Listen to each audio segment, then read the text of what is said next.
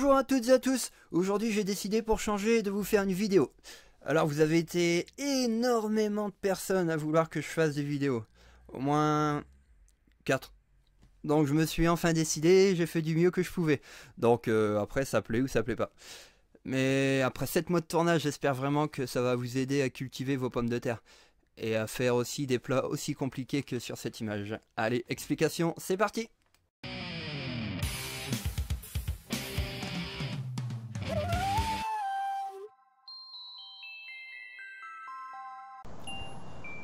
Première étape, je me balade dans le jardin pour repérer un endroit adéquat. Hop, là je l'ai repéré. Je sors ma bombe de jardinage, je trace pour être sûr de retrouver l'endroit, forcément. Là, ça me semble convenable. Bon, parfait. Là, je peux aller chercher mes outils et on va pouvoir travailler.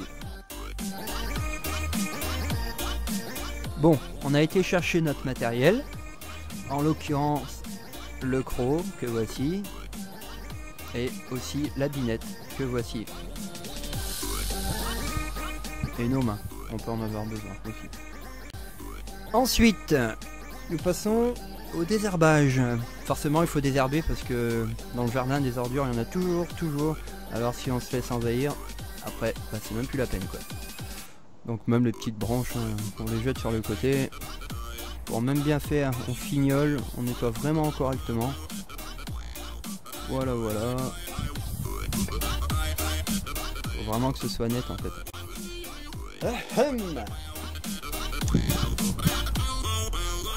Ensuite, on prend le croc que voici et nous travaillons la terre de cette manière. En fait, on rend le sol plus friable. Comme ça, après avec la binette, ça va beaucoup mieux. Parce que si le sol est trop compact, c'est même pas la peine. Je viens entre tes bras. Bon voilà, une fois que c'est fini, on pose le croc délicatement sur le côté, on prend la binette que voici, et on peut tracer la route.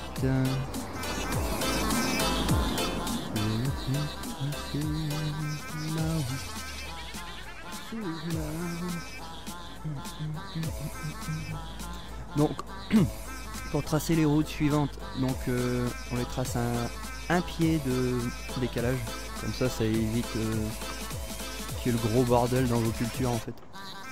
Voilà, ainsi le terme. Voilà. Donc, ah oui, super étape, il faut toujours vérifier que c'est une bonne variété de patates. Autant pour en mettre, autant que ça soit vraiment une bonne variété quoi. Donc moi, ce que je fais, j'en coupe une en deux. Et apparemment ça doit être des Geneviève de Fontenay, je crois que mon voisin m'a dit. Donc ça doit être des bonnes, je pense. En plus elles sont vertes à l'intérieur, donc ces feux verts, on peut les planter. Ouais, c'est bien. Ensuite pour l'espacement dans vos routes, donc c'est toujours pareil, c'est un panard. Ça évite qu'ils sont trop serrés, les pommes de terre. Ah oui, je sais pas si je vous l'ai dit, mais évitez de regarder des vidéos sur internet du jardinage au hasard. Il faut vraiment que vous soyez sûr de la qualité de la vidéo, sur les conseils qui vous sont donnés. Sinon vous allez faire n'importe quoi dans le jardin et il vaut mieux que ce soit un connaisseur qui vous donne les conseils en fait. Ah là je venais juste de trouver, c'est quoi? Un Napoléon. Peut-être un Napoléon en or, je sais pas. C'est un peu sale. Enfin, c'est pas le but de notre vidéo. Donc, je mets ça de côté. Hop. Et je finis de planter mes patates. Enfin, dernière étape, il s'agit de reboucher les tranchées. Alors on peut le faire tout simplement à la méthode habituelle avec la binette. Hop, ça va très bien. Ou alors j'avais une autre méthode que c'est un vieux papy qui m'avait expliqué un jour. Hop, voilà. C'est ça original. Et ça va bien, ça rend la terre moins friable.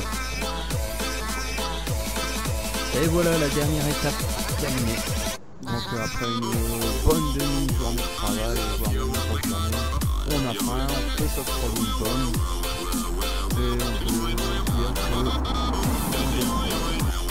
Voilà, cette vidéo est terminée, j'espère qu'elle vous aura plu, qu'elle vous aura appris plein de choses. Et si vous voulez me voir dans une nouvelle vidéo sur comment arracher les poireaux, vous avez qu'à m'en faire part dans les commentaires. Voilà, merci.